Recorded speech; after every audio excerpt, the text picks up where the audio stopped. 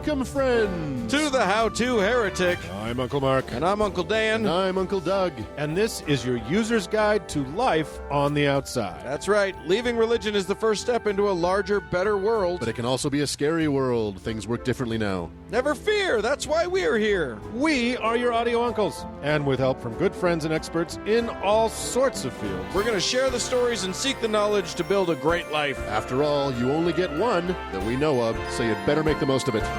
Toot toot!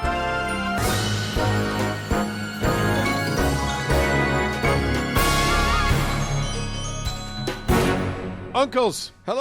Oh, here we are. Yes, indeed. Once again. Snowy Salt Lake City, Utah.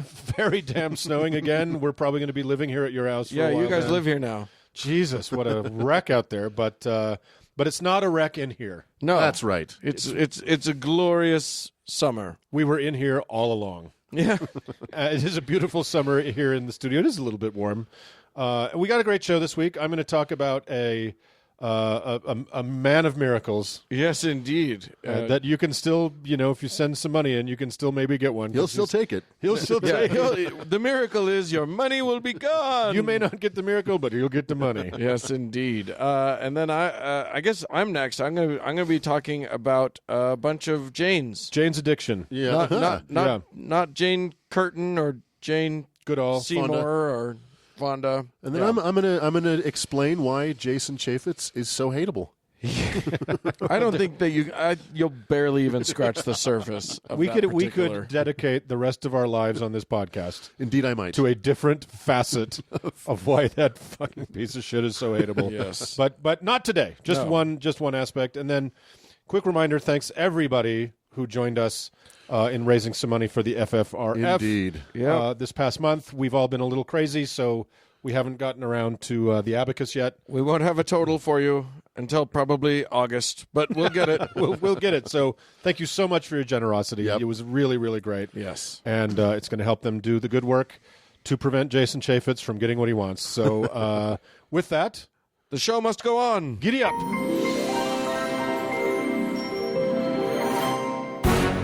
Uncle Doug, Uncle Dan. do you I need a new leader to follow. You want to meet somebody? Look, I am a directionless idiot, That's right. and I need leadership. You're a follower. I'm a follower. There's nothing wrong with that. Well, if there is, it doesn't matter because that's who I am. I don't know if that can be healed No. in the way we're going to talk about today, but we're going to try it. Okay. And before this is over, one of us is going to hit you with our coat. And hopefully Yay! that'll cure what ails you. So I think I'm excited about that, but I'm not sure. So, Uncle Mark. yeah, well, this will be the first time there's a reason to do it. Other than Okay. Other than just for sexual pleasure. a drunken rage as usual. So, fellas, I've from time to time I do some heavy lifting on the show vis-a-vis kind of the depressing side of religion and the shitty, sad stuff. We all love those segments so much. I don't know why I find that interesting, but like I'll do, I don't know, blood atonement, which is religiously sanctioned murder of mixed race children, among others. Among others. And then we'll talk about the ghastly sadist Mother Teresa and her claims or crimes against the helpless and shit that just ends up making me mad as I try to come up with some yucks about it, right? So, how to make this funny. We do all the lighthearted stuff like the Mountain Meadows Massacre. Exactly right. Exactly right. So this week I thought I'd pick a topic that's absurd and dumb and it wouldn't end up making me mad and raising your poor uncle's blood pressure beyond where it's already not safe. So, but it didn't work. So let me set the stage to meet our friend today. So, for any of our listeners who don't clearly recall the years between, say, 1980 and 1995. I know I was passed out drunk most of that time. Well, I was sadly sober. And maybe they don't remember the American television landscape of those cursed years, where there were some channels out beyond the phantom zone on the cable box, where the tackiest versions of plastic Rococo revival sets that were just bedecked with acres of gaudy flowers and plastic plants and inhabited by people too ridiculous to be real, right? So it was men with hair that the stone from David's sling couldn't dent, in pastel-colored leisure suits, and women that looked like they were gathering roses in a Thomas Kincaid painting before they were brought to life by Ativan and Sanka, all sat on gold-leafed thrones under blazing studio lights. These were the overlit spaces where distant and unverified miracles were proclaimed and attested to all day, every day, where organ music constantly kept the geriatric viewers in a state of half-consciousness, and, luckily, where a 1-800 number was always on the bottom of the screen. Sure. Where the sick and the desperate and the dying could call in and divert a portion of their Social Security or disability checks in exchange for a promised miracle. 100% different from what we do. Thank God that's My hair is more dentable, just barely. So, what a time it was. There were names like Oral Roberts, Jerry Falwell, Jim and Tammy Faye Baker, peace be upon them, Jimmy Swaggart, a name we've discussed, Dan, I think on episode 55, Peter Popoff. Oh, yeah. He of the radio frequency miracles. The ridiculous and financially creative Mr. and Mrs. Crouch, who are who bought Trinity Broadcasting Network. Oh. And she who seemed happiest sitting under a pile of pastel wigs.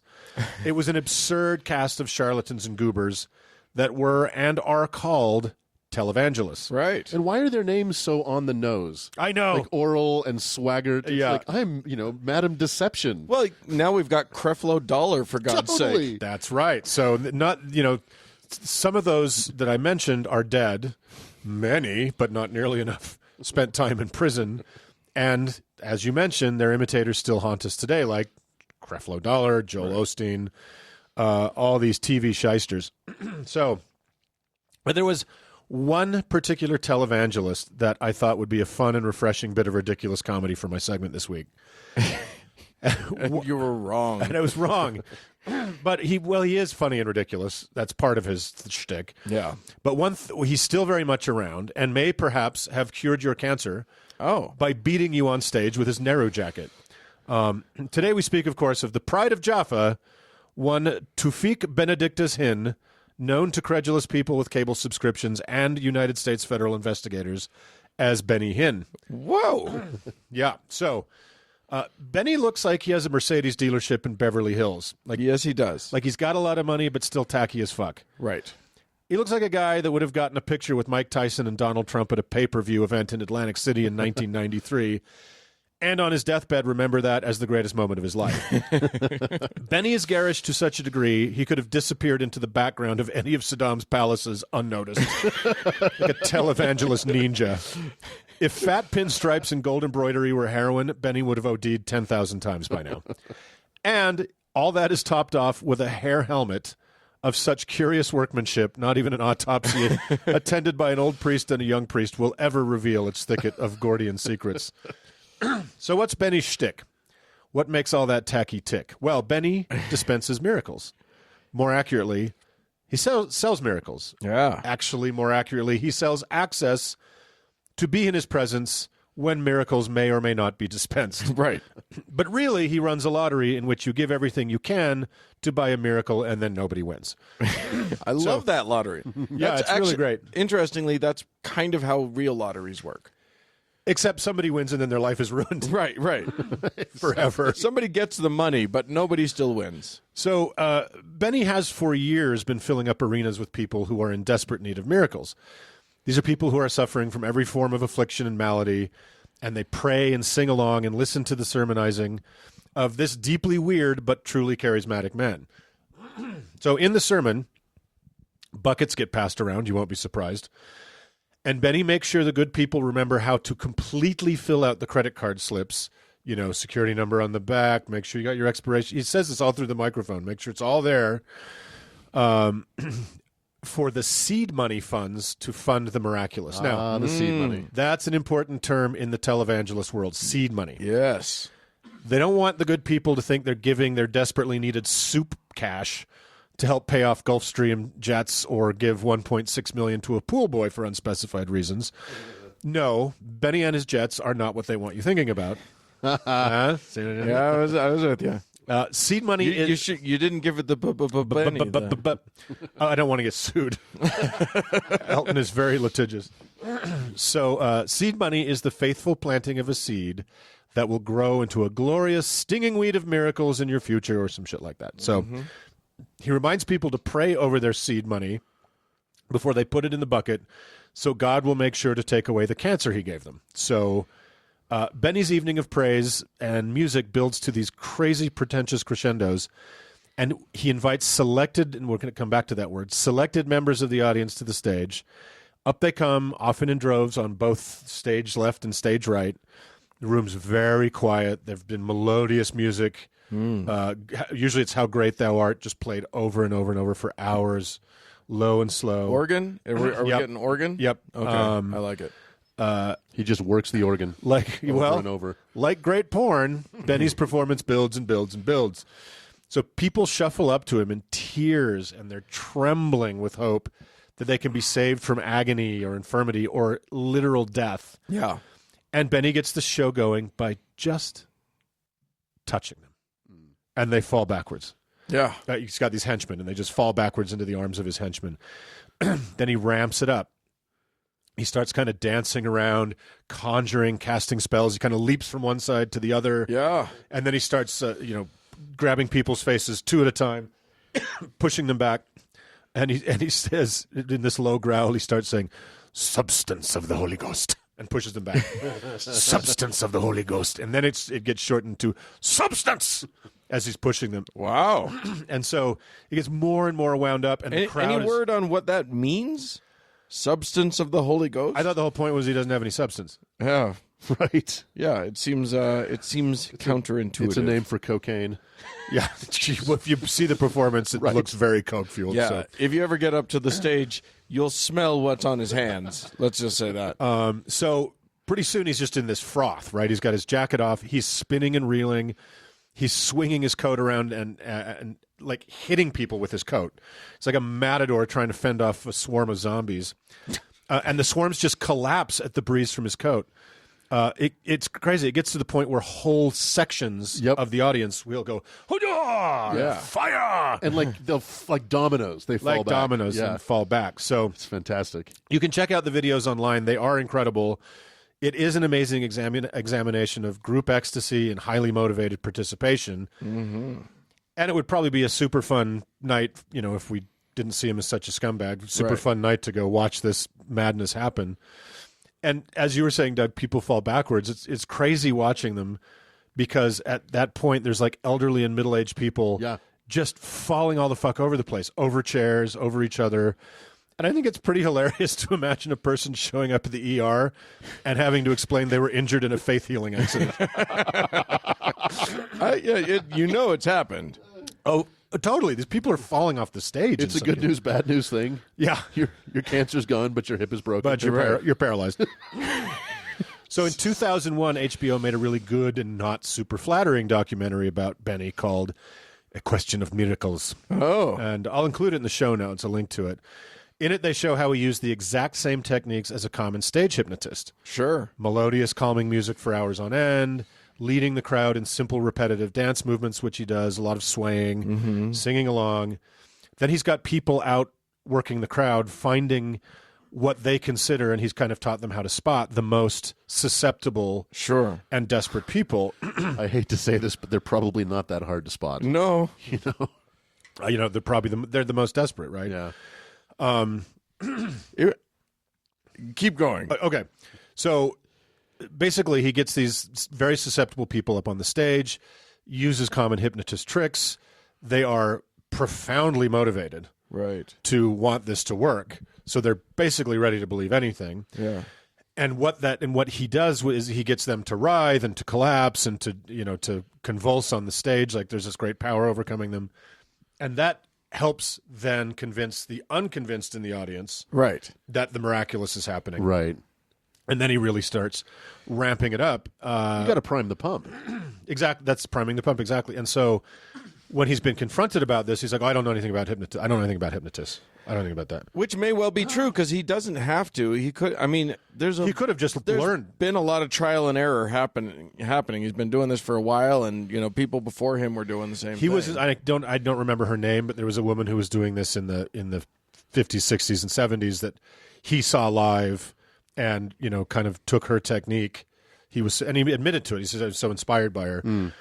But I got to say, if you've seen these videos, this guy is the upper echelon of hypnotism. Yeah. No one's he's not copying anybody. This is his own thing that he's doing. Like, everyone's copying him. Yeah, and when you watch them, it's clear that he is a clown, and it's laughable and absurd, and he's a snake oil huckster. Right. But, and this is where I said I failed at the not getting mad part, there is a horrible wake of suffering and tragedy behind our friend Benny. In the same documentary, and there's quite a few. I'll put links in the show notes to a bunch of these. In the documentary, they drill down hard into his claims of healing countless people, like tens of thousands of people around the world. In one instance, he granted the HBO filmmakers unfettered access to an event in Portland. Anything you want. So something like 80 miracles were claimed there. These miracles. Oh. So after months of pestering him, the HBO lawyers and producers, he gave them the names of just 5 people that claimed miracles at that event. On follow-up by the documentary, all of them got worse after the healing, and I think 2 of them died in the months after. And in many cases here, his staff have told the quote-unquote healed person there was no need to continue any real treatment. Oh, my God. So those people were not available for comment, so their aggrieved loved ones had to speak for them. Right. Jesus Christ. So the 2-bit hypnotism and mass desperation are the fuel that sustains Hin's fire, but another key ingredient is how the people brought on the stage are selected. Very seldom is a wheelchair-bound person or a person missing a limb or with a severe cognitive disability brought out. Of course not. Yeah. People whose maladies are not outwardly apparent are the ones selected. So who can tell you whether or not your diabetes or your heart condition or your lung cancer is cured, right? Pancreas is... Or your mild ennui. Right.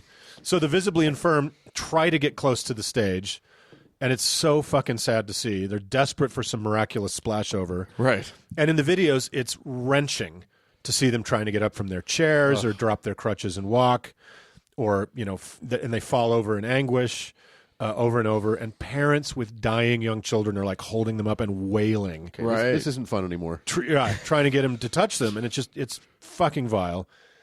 So, yes, that makes him and his kind scumbags, selling hope to incredibly vulnerable, often mentally disabled people who maybe can't afford treatment in our evil healthcare system. But wherever there's slime and a rock, eels like him will lurk underneath it, right? Whenever there's a space for that. So, but I think we can also pull back and look at the bigger picture here, which is who wants to worship a God that withholds these miracles tens of millions of times more often than he dispenses them? Right. And if you go so far as to accept Hin's portrait of just such a God, to receive one of these vanishingly rare miracles, you have to write a check to some wacko with a Trump-style hair hat and make a public spectacle of yourself to get relief. And the truth, I don't know if you've seen some recent videos of him. I've seen some, I've watched a couple of recent videos. He's jaded about the whole thing now. He barely, somebody comes up on the stage and he just kind of half-heartedly pushes their face away from him. Yeah. He's just like, yeah, you're healed. Whatever the fuck. Come here. Okay, get another one. Okay, you're healed too. The magic is gone. Yeah. So, just so we don't end our time with the ridiculous Benny Hinn on such a negative note, he's made even crazier claims than just curing Aunt Edna's glaucoma. He says in Sault Ste. Marie, Ontario, a man turned into a snake on stage in front of an entire arena, and that he has it on video. What? Where's that on YouTube? I looked for it. He claims one woman's tumor fell out of her body on stage and shattered on the floor. That is something that you don't want to see, probably. That wasn't a tumor. He claimed he could raise your own dead family member if you pushed their cold dead hands against the TV screen while he was on it. And that in Africa, he raised a man from the dead in front of a massive crowd. Wow. He also claims devils and demons come into America in non-white immigrants from overseas, and he has to constantly be exercising like those. himself? So we're talking about future Secretary of the Interior right now, right? Yeah, right. Yeah, exactly. And so, just to finish, I thought about this documentary a lot while I was researching for this.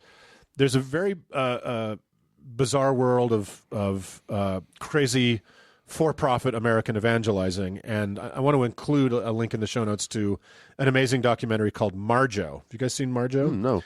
So it's about an old-time evangelical big tent celebrity that secretly turned on the movement to show what an awful, cynical scam it was. And this documentary is kind of how he did it. Super, super interesting. Well worth checking out. But anyway, that's Benny Hinn. Wow. What? So, I prefer Benny Hill. I'm just gonna say. Although I'll bet Benny Hinn would be great with wackety sax over Wackety it. sax playing when he's knocking everybody down would be fantastic. oh my God, that has to exist. I'm sure that exists. Yeah, I'm going to look for it now. So all right, Yeah. All right. Well, Yeah, thanks for that. thanks for that depression. Let's move on.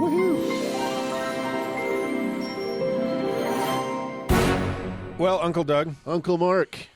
I might have swallowed a fly.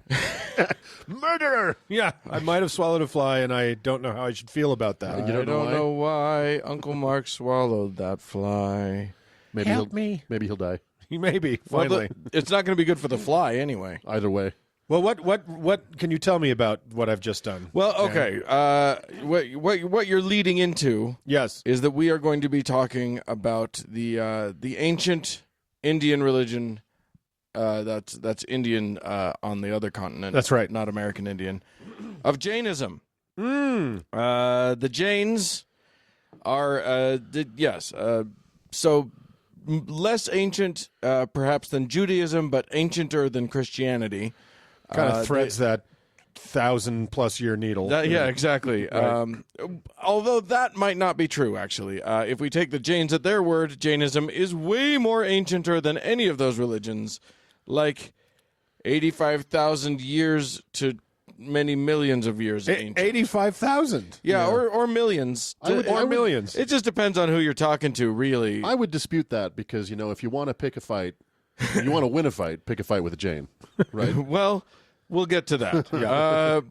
But, also if we take the Jains at their word, we can't really take them at their word, but more on that later. Typical liars. Right. What we're going to get to here is Jains are liars. Well, they certainly Lying aren't good at the truth, Okay. or not at the whole truth, or they don't believe. Anyway, we'll get to it. Jainism cropped up similarly to Buddhism as a response against sort of the Vedas that were pervasive religious texts in the region. As a gross oversimplification, the Vedic period was between about 1500 to 500 BCE. And from that, various religions arose, among them Hinduism, which kind of kept the Vedas going, Buddhism, which rejected the Vedas and went with the teachings of the Buddha, and Jainism, which rejected the Vedas and went with a bunch of other teachings that we really don't know where they came from. But to hear the Jains talk about it are eternal and have been passed down in this reality from a dude named Rishabhanantha. Nailed it. Thank you. Who lived over 1 million years ago. Really? And I think he lived for 8 million years himself. The teachings passed through 24 different Tirthankaras. I'm just going to have a lot of these. Okay. Doing research on this, it's like I have to wade through so many words that aren't in English that mean nothing to me. It's a painful thing. Anyway, so I've had that where you bite off a topic and you're like, what have I done? is any of this going to be in my language? Right. Anyway, these teachings have been passed down over the millennia until we got to now. So, special teachings. Yeah, and I just try to imagine, like, it was silly enough in the Bible to say Methuselah was, 900? Whatever. 900 years old, especially when you believe the Earth is 6,000 years old. Right. Some guy lived through 15% of that time. Right. But 8 million years? Well, I mean, at some point, you're just out of hobbies. Prove it's wrong.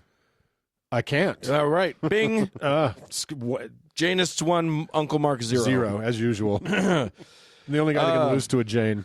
So these teachings that have been passed down, what are they? Tell me. Let's get into it. These bitches are serious. There are 5 main vows that a Jain takes on. Ahimsa, which is nonviolence. Yeah. Satya, which is truth, which is an interesting claim an interesting vow, because we'll talk about that later. Asteya, which is non-stealing. Yeah. Pretty good. brahmacharya, which is celibacy or chastity, Okay. and apigara, which is non-attachment. We'll talk about a few of those. We Ain't won't no talk party like a Janus party. Right? Because a Janus party don't start. If you know any bit of trivia about Jainism, it's likely to be ahimsa, which is their commitment to nonviolence. It's what you were referencing before. Right. This foundational tenet of their faith, and it is the foundational tenet of their faith, right. And they mean it. In Jainism, it is literally never okay to be violent, ever, for any reason, no matter how good or right or honorable you believe your reason was for tripping that toddler or backhanding that guy Terry from accounting. Right. The Jains are not on board. So not even self-defense? Nope.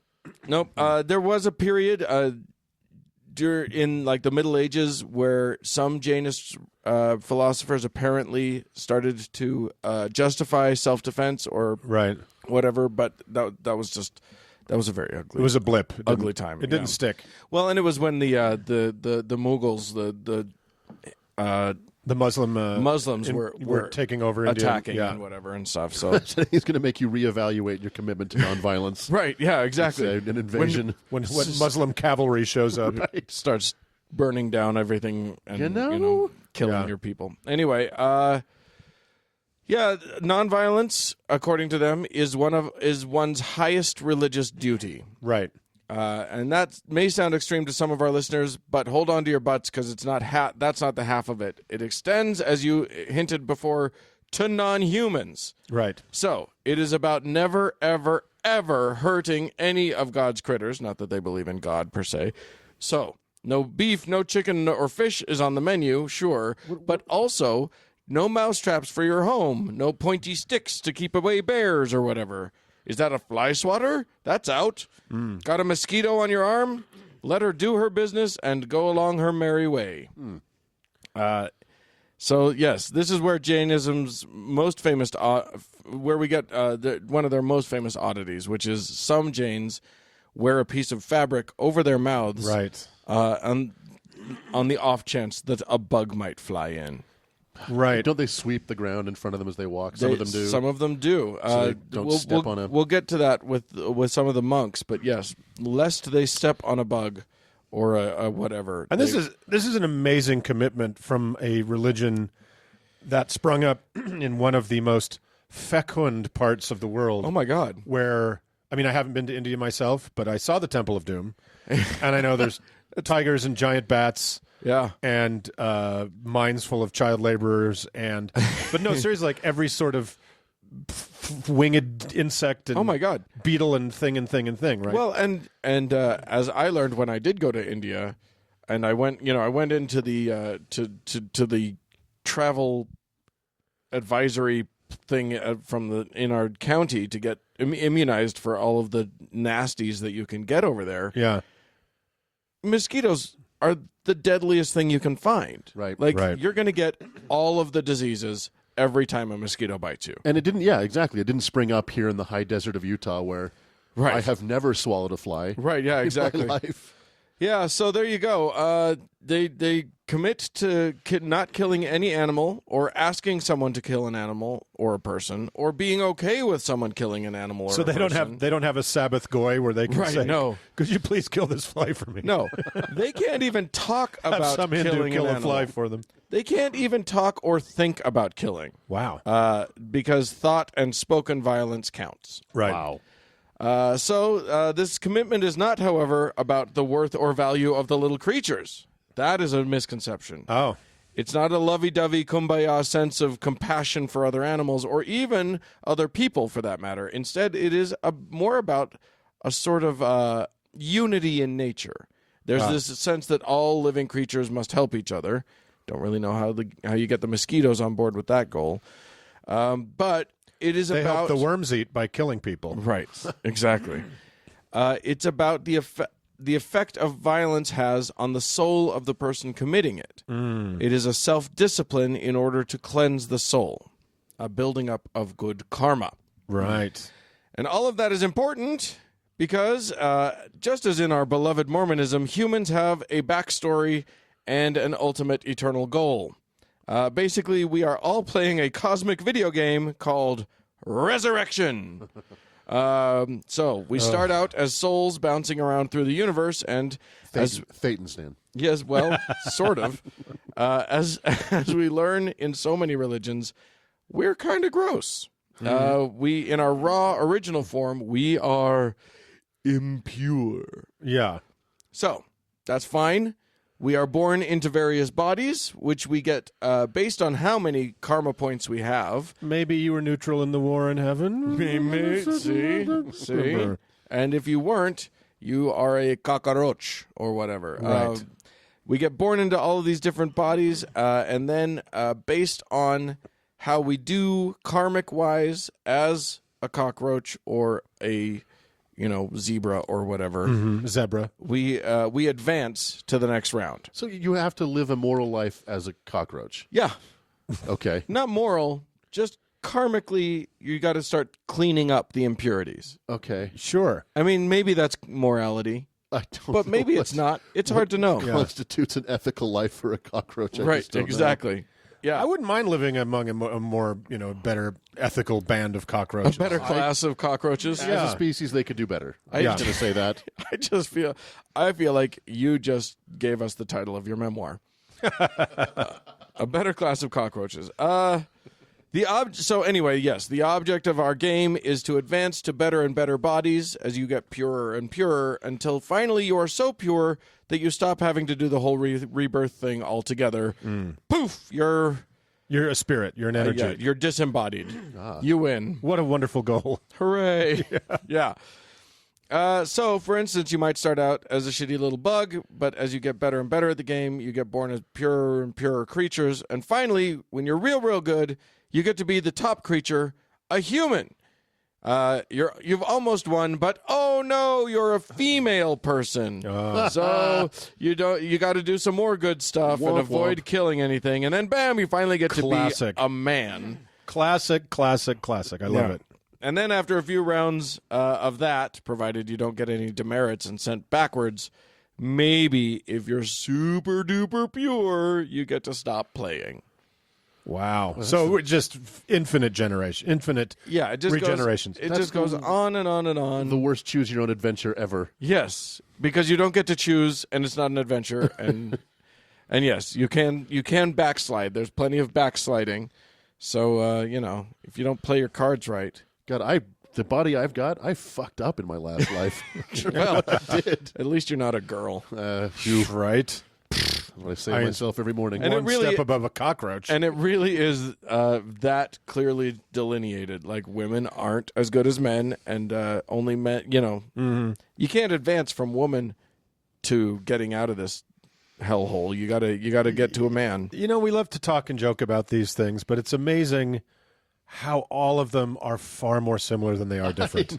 Yeah. Every religion we talk about, every fucking one, almost without exception. Yeah. The misogyny does seem to be one of the most common threads. Every religion's going to have it. Oh, it's the foundation of every house. All religions. Yeah. You distill them down to two things.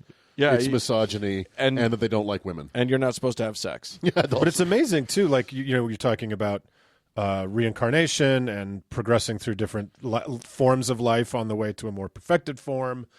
All that stuff, like what Buddhism, Jainism, Hinduism, Sikhism, like all those come out of the same, stadium, essentially. Sure. Yeah. And they have far more in common than they have different. Yeah, absolutely. Especially that grouping. Absolutely. And how does a religion that is so surprisingly killable and that doesn't like to have babies survive? Well, let me tell you something. We know, India has over 1 billion people. Sure. There are only about 4 to 5 million Jains left. So Really? yeah.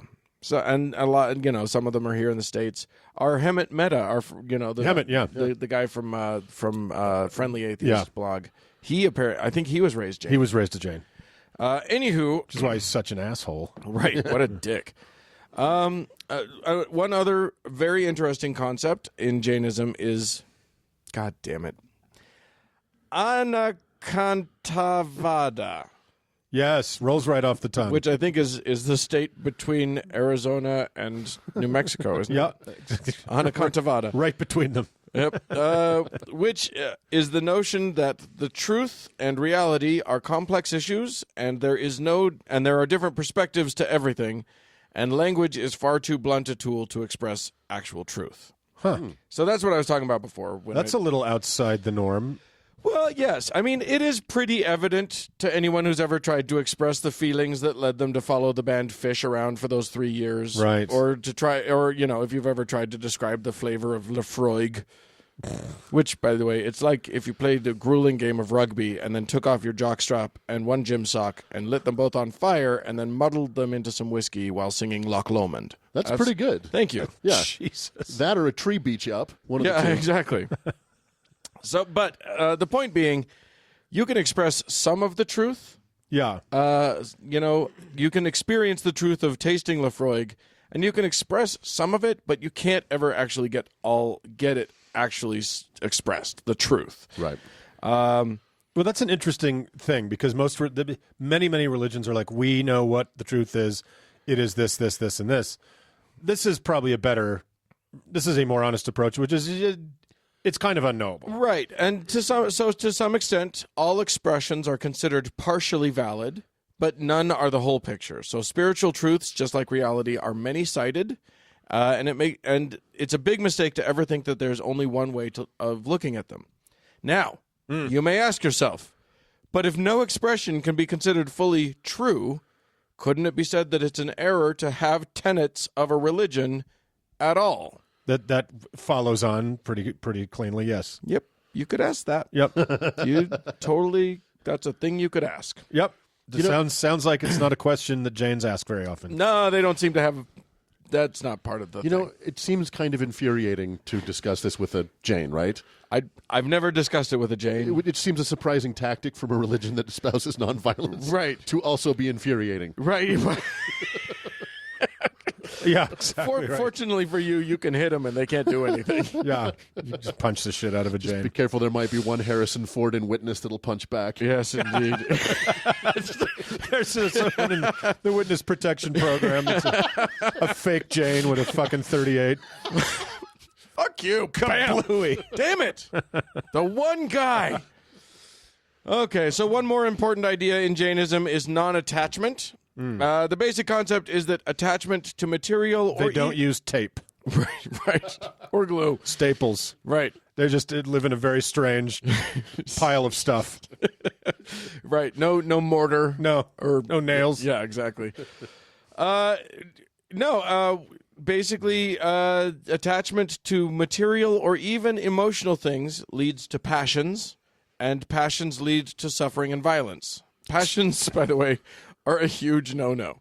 Passions. You don't want them. They're no good. Sure. They identify the 4 key passions of the mind. So the key passions of the mind are anger, pride, deceitfulness, and greed. Okay, yeah. I can see those as being not great, for the most part. Then there are the 4 passions, or then there are the 10 internal passions, which are wrong belief. The 3 sex passions: male sex passion, female sex passion, neuter sex passion. That's interesting. I did not delve in enough to know what that is. That's maybe the recognition of another gender. Or I don't know. That's a nuanced, strange thing. Or if you're passionate about your asexuality, maybe.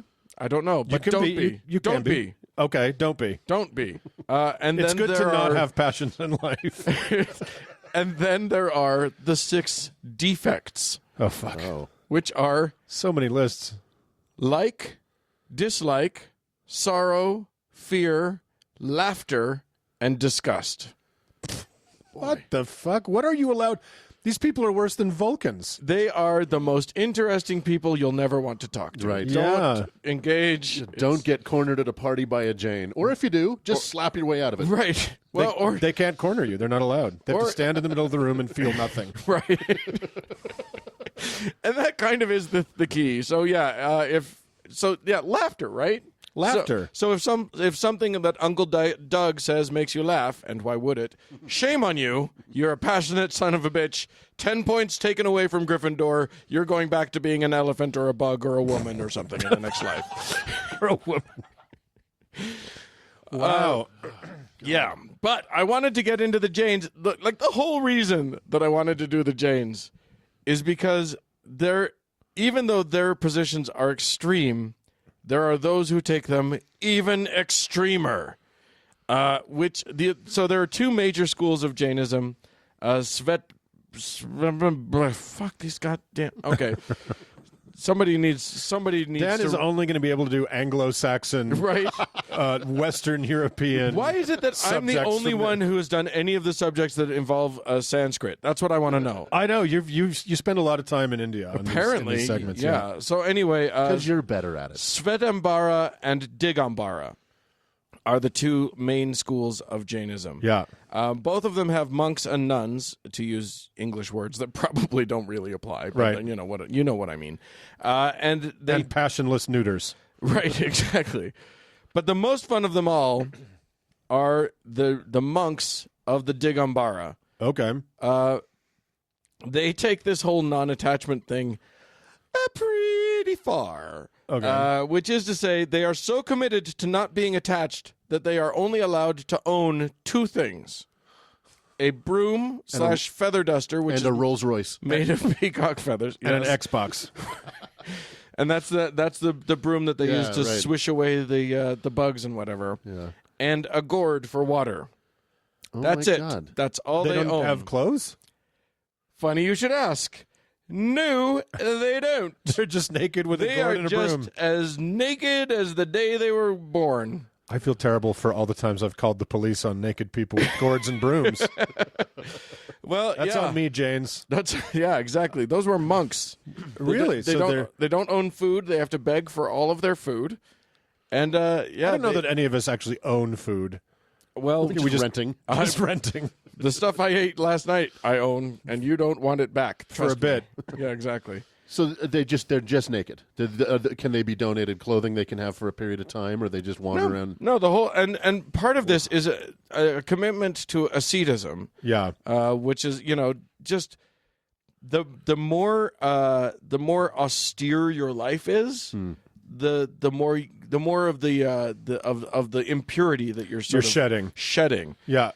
So these guys are so uber super duper close to not having to be born again. It's ridiculous. It's the opposite of born again Christianity. Your goal is never to be born again. They really want out of this game. They want out. So they beg for food. They don't wear any clothes. And of course they're vegan, obviously, right? Like extreme vegans. Well, no, actually, they can eat dairy products as long as they know that the cow or whatever as long as you bought it a drink after the ox or whatever that it came from. I hope it didn't come from an ox, Dan.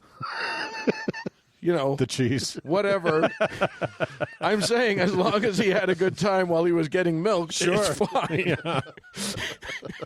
Dan doesn't know how cows work.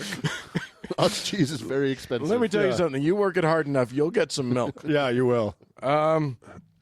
Yeah, so literally, as long as the cow was not mistreated in the whole time, they can do milk. I think the buffalo was the word I was looking for when I said ox. Dan. They do buffalo milk and cheese. Dan's young rural life. A little bit more of the picture gets filled in every week.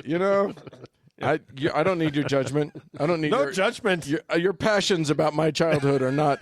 You need to purge yourself of those. No judgment. All the oxes in town cried when Dan left. You're going to be reincarnated as an ox. If you're not careful. So anyway, at least it's not a woman, right? At least not a female ox. Yeah, they're the worst. So that's it. If you're in India and you go to a temple and you see a bunch of like dopey looking naked dudes just walking around not feeling passionate about anything, you'll at least know what's happened. You'll know that they're the winners. They've got you beat by a long shot, and good luck to you. Well, with that, let's move on to our next life as a lady ox.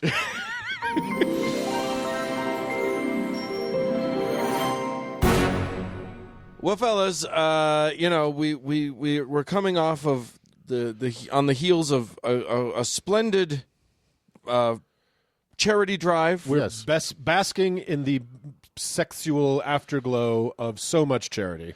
So we've been giving away our money. Yeah, we're sitting on piles of gold like Scrooge McDuck. Hand over fist. Backstroking through it. However, yes. Now the charity is we. Don't you quit on us. From here on out, we're the most deserving of all the charities, and we have some folks to thank. Some of whom got in time to give a month's worth of their stuff to the FFRF. Some who are just giving to us, and we are thankful and want to continue that trend indefinitely. Yep. So here's some people we need to thank. We need to thank Roman, Judith, Mark, Beth, Scott, and Uncle Doug. Huh. I want you to give an improvised saint. Oh, God. Because I think, therefore, I gam has signed up and at that level. I think, therefore, I gam. Your saint is Saint Sebastiana. Ooh, It's a lady saint. a lady saint. She is the saint of the greater Grand Rapids area. Sure. Yeah. She's the patron saint of ankle sprains, eczema, and a tooth decay. Okay. Wow. Yeah. So, you're covered, I think, therefore I gam. From head to toe. Yeah. That's a great one. Good Congratulations. And a lady saint. job. And a lady saint. Now at I've that. heard everything. Right? Who would have thunk it? Yeah. And Uncle Mark, you will do a saint for Gwenera. Gwenera. Yeah. Yeah. Oh, well, I think Gwenera is in need of the special protection of Saint Sissy Jim of Winnemucca, who is the patron saint of, everybody knows this, of March Madness-related arrests. Right. And rubber tree production. Yeah. Absolutely. And frankly, they go so well together. It's one of those things where All it makes is sense. the connection is so clear you don't even have to say it. Yeah. That's all it makes is sense. Between those basketball-related felonies and Yeah. That's right. So congratulations, Gwenera. What's a basketball made of? Rubber. boom, baby. It's all good. I assume. I don't know. Yeah, one. He's would never guess. seen one. Those are. I had one thrown at me once. Yeah, I'll bet. They called it a pass. You called it assault. All right. So thanks so much to all of you. If you would like to join the ranks of these really, really good people, The elect. who don't like to freeload their podcasts, you can go to what is this? HowToHeretic.com and Click on the Patreon link. You can there. also link there from thewonderbible.ru. That's right. Yeah. And join up. It's good for everybody. Especially us. And if you can't do that, or if you want to do both, also go anywhere you can give us 5 stars. Do that. That helps. More people. Yeah. More love. Remember that your Less stars are there to not just to boost our signal, but to counteract the stars of grumpy Christians who That's come right. on and specifically troll us by giving 1-star reviews. Or Janes, who can't do anything but give a 3-star review. right? Yeah, Yes, because they can't be passionate about it. Yeah, it's against their religion. Your star is there to guide other wise folk yes. to our little manger. So So give 5 or 10 or shine however- brightly, and we love you, and let's move on.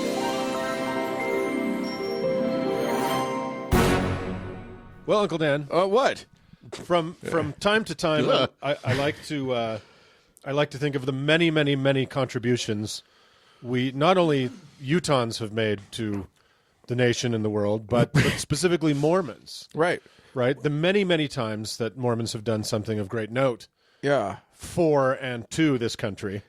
You know what? I like to think about what they're gonna do. What's That's right. gonna happen? Right. You know, there's prophecy out there in the world. Yeah. And the Mormons are real good at it. And Yes. there's a particular one that took on, again, every time a Mormon gets elected. Uncle Doug, could you stop interrupting my Oh, I'm conversations sorry. Yeah, with no, go Uncle ahead. Mark? Yeah, please. Yeah. We're just Apologies, talking about guys. prophets. Where did you even come from? Why are you chiming in right now? I'll just stand over here in the corner. Yeah. Sorry, go on with what you were saying, Uncle Doug. Well, every time a Mormon gets elected, this particular prophecy gets its wings, so to speak. Yeah. And there's been a change in the air. There's been a changing of the guard in Washington. There's a kind of hush all over the world tonight. The Democrats rule the roost, and Nancy Pelosi has taken the speaker's gavel. Yes. Which had been used for the past 2 years by Trump to slam Paul Ryan's balls. Here in Utah, my God, I would pay money to watch that. Oh, if I could smash his balls with the speaker's... I'm sorry. It's just it's a very, very boutique kink item. It's a very specific fantasy. Yeah. Here in Utah, we have bid a fond farewell to one Orrin Grant Hatch. Oh, my Yes. God. Only to usher in the fresh new face of one Willard Mitt Romney. And while you might rightly ask, what pretends the replacing of one carpetbagging 84-year-old devout Mormon with another carpetbagging 71-year-old devout Mormon? Well, at the very least, the icy scythe of death will probably prevent Mitt Romney from serving as long as Orrin Hatch did. Yeah. Yeah, it would be hard for him to serve 42 fucking years. Orrin Hatch is the longest-serving Republican senator in American history, 5th overall, first getting elected in 1976 on a platform, if you can believe it. To run on 2 terms. Term limits. Yeah, term limits. Yep. Well, I got to say, it was probably, I didn't agree with his politics, but it was probably good to have someone in the Senate that was present at the original Constitutional Convention. Totally. Right? Yeah, exactly. Yeah. What did Madison smell like? He was there at the signing of the Magna Carta. This vile... He was there to ask Strom Thurmond what the flood was like. This vile Skeksis has been in the Senate for my entire life, and in that time, he has honored Utah by, among many other things, championing the constitutional amendments banning abortion and flag burning, helping to defeat the Labor Reform Act and the Equal Rights Amendment. He helped write the USA Patriot Act, helped block Merrick Garland from the Supreme Court, called Trump the greatest president in his lifetime, and famously went to remove his eyeglasses, but upon realizing they weren't there, continued with the gesture, hoping that no one would notice, but we did. And remember, one of his biggest hobby horses was trying to get the Constitution amended. Yeah. So that a bodybuilder he had a very peculiar there was something there, obsession with could be president. Yeah. And one Arnold Schwarzenegger. Yeah. That's true. To be fair, he did participate in some actually good pieces of legislation. But to be fair, many of those pieces of legislation, such as CHIP, the DREAM Act, and money for AIDS research and treatment, he now opposes. So right. So goodbye to you grumpy Gramp from Pittsburgh. Go right ahead and fuck yourself. Yes. Now to the youthful newcomer that is taking his seat, Mitt Romney. Mittens. I don't have to spend any time telling anybody listening what a milquetoast weather vane Monsieur Romney is. Yeah. Lest anyone is tempted to look upon this mayonnaise android with anything but disdain, please go back and watch his 47% speech to a closed-door room of donors. Oh, yeah. And if you're feeling blue, you can always watch Barack Obama mop the floor with him at the 2012 town hall debate. Yeah. Please proceed, Governor, is a term I use almost daily. Romney famously took the fight right at Donald Trump in 2016 in a speech in which he called Trump dishonest, intemperate, fraudulent, ignorant, reckless, vulgar, racist, misogynistic, a con man, a fake, and dangerous to the future of this country. He then listed in detail all of Trump's lies, failures, scams, and scandals. It was a clear-eyed and brave indictment of the soon-to-be president that he immediately discarded when Trump dangled Secretary of State in front of him. It was amazing, that flop. Flop. That was, it was like, yeah, you could hear it. Yeah, it happened, like the moment it happened, we all went, what was that? There is no actual physical steel weather vane that has bearings that could take that fucking reversal. Like, it would just snap in half. Yeah. The sound of that flop was the sound of a piece of white bread with mayonnaise on it landing face down. Where it will remain forever. Yeah. And that moment was memorialized by the photo of Trump and Romney at dinner, where Trump looks like Jack Nicholson's Joker, and Romney looks like he just did a fat rail of bad crank for the first time. And now Romney is the new senator from the pretty great state of Utah. And once again, he wrote an op-ed for the Washington Post the other day, taking it to Trump.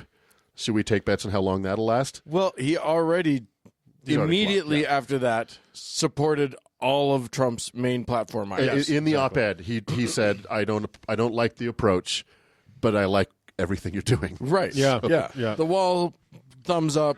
Moral courage. This ain't. No. And even odds that Romney's going to give a convention speech for Trump in 2020. So. I think Trump is jealous. He would. I mean, Romney. I think he'd love to pay off a porn star if he knew what that was. Now, let me once again just reiterate that the entire Utah congressional delegation is Mormon. Yes. As are 4 other serving congressmen in the 116th Congress. However, one piece of good news, there are only 10 Mormons in Congress, which is the least there's been in the last 6 Congresses. So There's still 10. It's pretty baffling the overrepresentation that Mormonism has had in the Congress for the last several decades. Now, I'm again it. there's a reason for that. And I would ask you two, uncles, if in a single word you could sum up the entirety of the Mormon congressional delegation, and let me take a few words off the table. Let's not say white or male or Republican. It's a little too on the nose. Okay, because So- one isn't. Which? Republican. What's his name? One is not a Republican. they've had some McAdams. Democrats. Yep, McAdams. Ben McAdams. Harry Reid Harry Reid. famously was a prominent Democrat. But let's take those words off the table. In a single word, how would you, if you could choose a single word that would perfectly describe the Mormon congressional delegation, what would it be? What is the active verb for capitulate? Capitulative? Is that? That's pretty good. Yeah. That's pretty good. What would you say, Dan? Bitch ass. That's 2 words. It's a hyphenated. I'm giving it a hyphenated. I'll allow it. How about sanctimonious? Oh, good one. Now, there's many Yes. politicians who are sanctimonious, and there are many politicians who kind of fit that mold. But Mormons, for a very specific reason, kind of embody that word more than a lot of others do. And there's a reason for that. It is a specific prophecy that Mormons talk about amongst themselves a lot. Yes. And they don't talk about that much in the open, like many things in Mormonism. So many things in Mormonism. Yeah. It's like an iceberg. There's much more below the surface that you're not allowed to talk about. And it's all white. And it's wearing garments. And this is the prophecy and belief that someday in our future, the Constitution and indeed the Republic will be hanging by a thread. And in that day, it will be the Mormons who save the Constitution and the Republic. Well, then this is their moment. Right.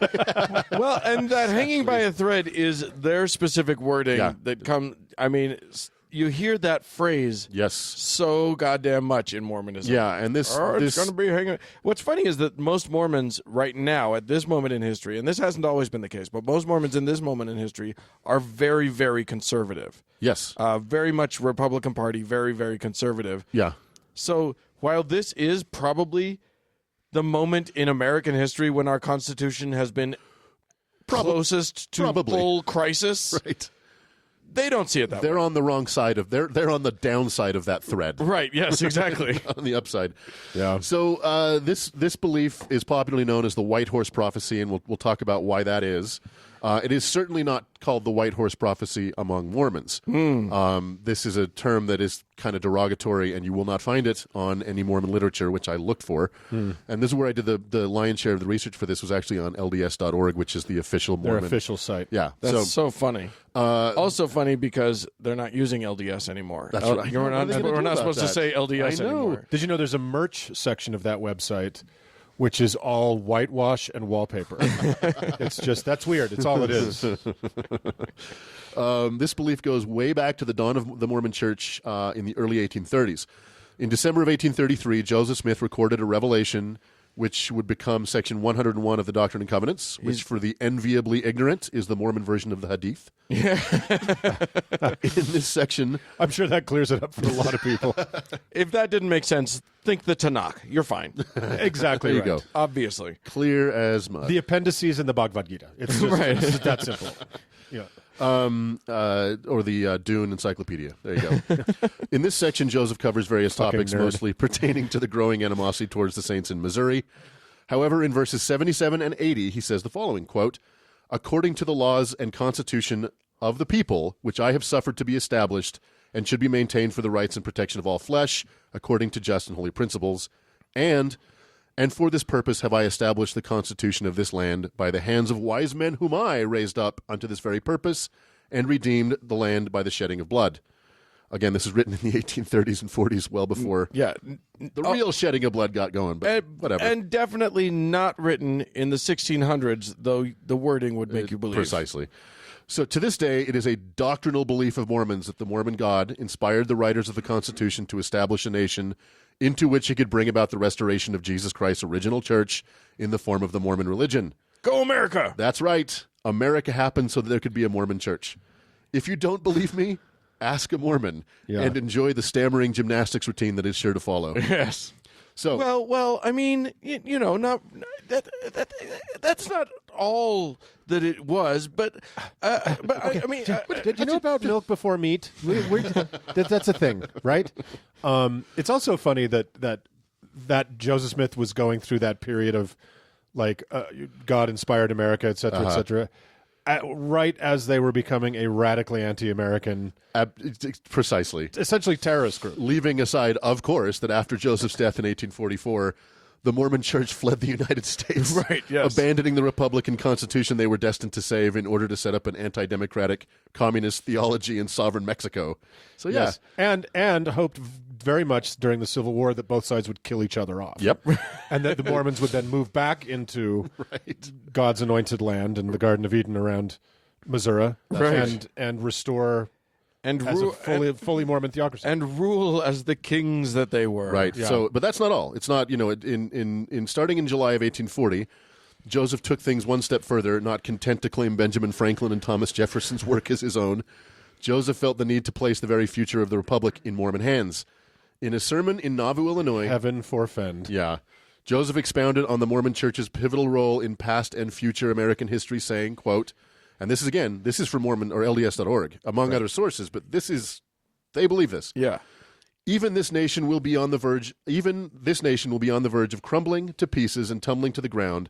And when the Constitution is on the brink of ruin, this people will be the staff upon which the nation shall lean, and they shall bear the Constitution away from the very verge of destruction. Joseph would go on to repeat this claim on several occasions before his death, refining it to the most familiar version, quote, the time will come when the Constitution and government will hang by a brittle thread and will be ready to fall into other hands, and this people, the Latter-day Saints, will step forth and save it. So, now, The USA was invented so the Mormons would come, and then it will need them to save it. yes.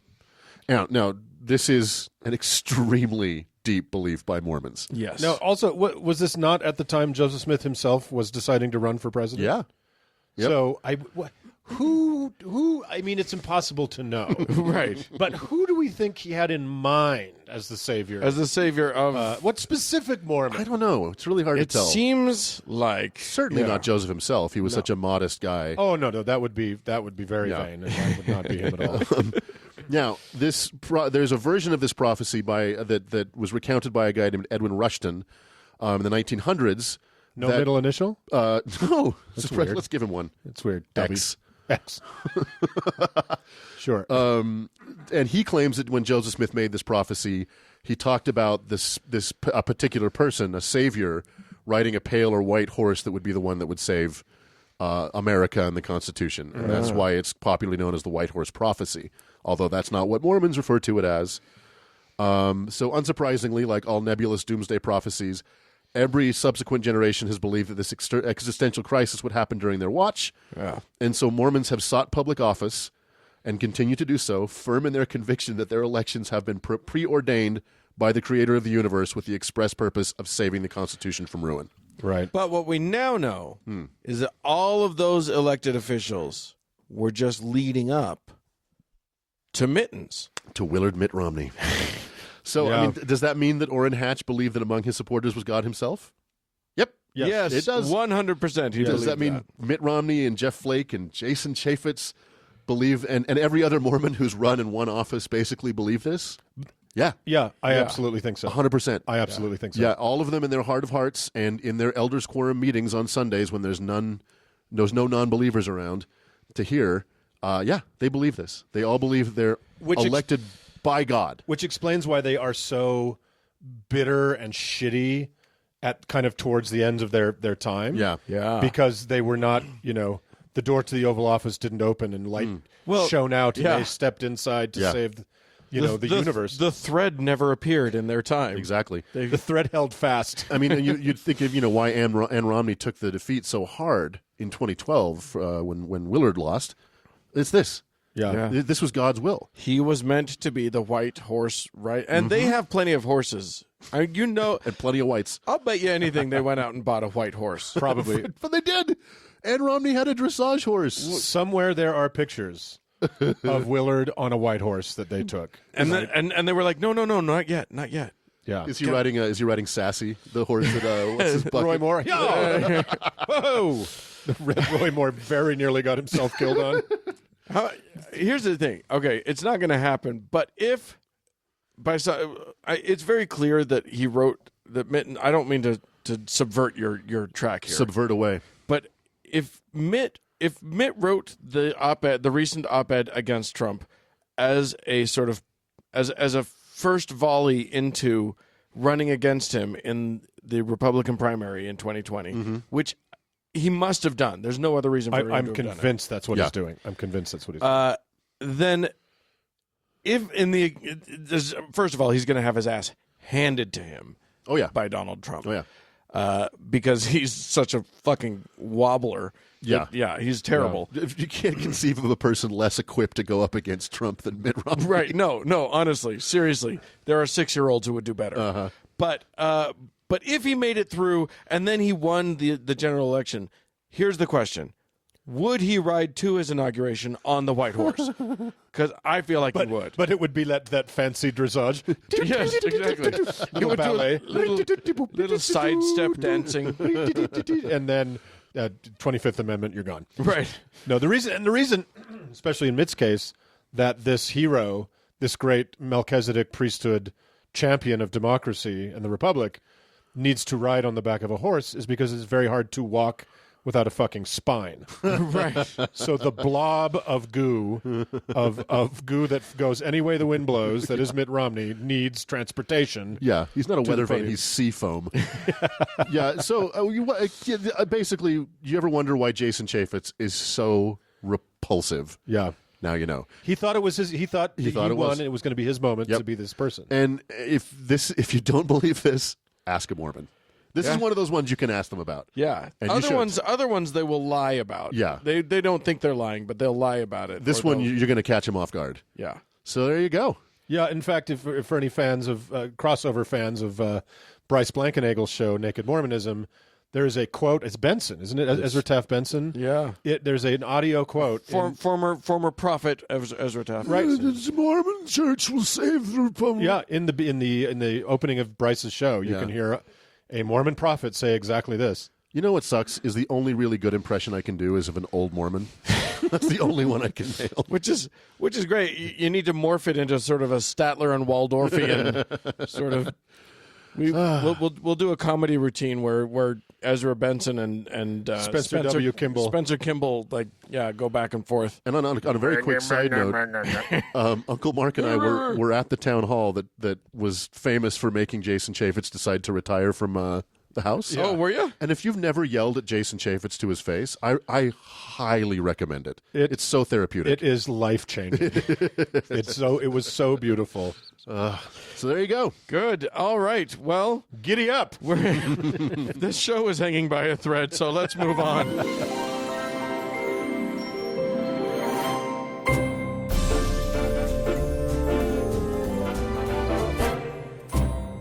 Well, friends, that's it for this week's show. Hey, we'd love to hear from you. Go ahead and send us an email, howto@howtoheretic.com, but don't get too passionate about it. Or if you know how to make cheese from a bowl, you can leave us a voicemail about it. I might not listen to it. At 903-88-HOW-TO, which is 903-884-6986. We're also on Twitter at HowToHeretic and Dan's other Twitter account where he talks about his time in 4-H. Indeed. Thanks so much again to our patrons. And thanks, Cody Layton, for editing the show. And thank all y'all for tuning in. Bye, everybody. Woo-hoo.